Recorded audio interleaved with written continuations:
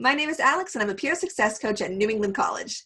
Today we'll be going over how to access your student schedule by day and time using NEC's online service, mynec.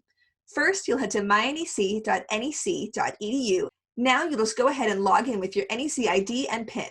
If you need help getting this set up, contact advising2@nec.edu for assistance. From there, you'll go to Student Services and Financial Aid, then Registration, and then Student Schedule by day and time. Your class schedule by day and time will pop right up.